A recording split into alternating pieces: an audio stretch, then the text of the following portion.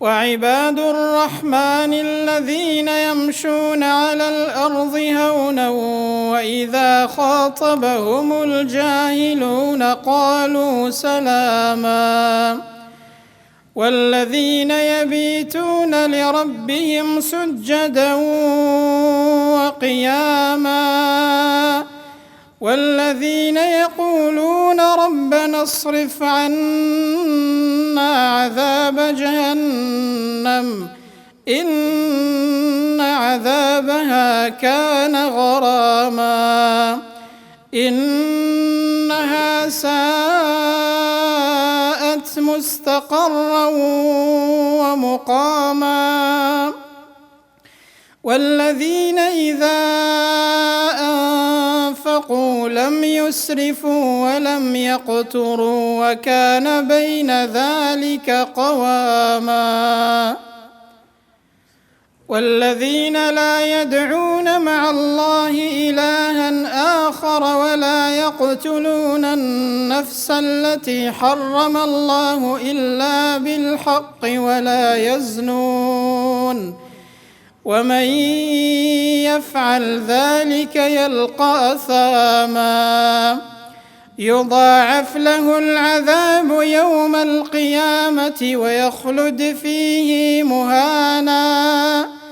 إلا من تاب وآمن وعمل صالحا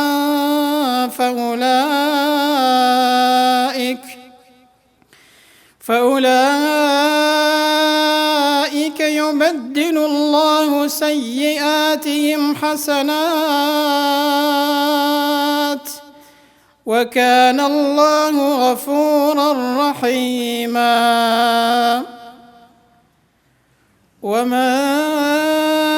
تاب وعمل صالحا فإنه يتوب إلى الله متابا والذين لا يشهدون الزور وإذا مروا باللغو مروا كراما والذين إذا ذكروا بآيات ربهم لم يخروا عليها صما وعميانا والذين يقولون ربنا هب لنا من أزواجنا وذرياتنا قرة أعين واجعلنا للمتقين إماما أولئك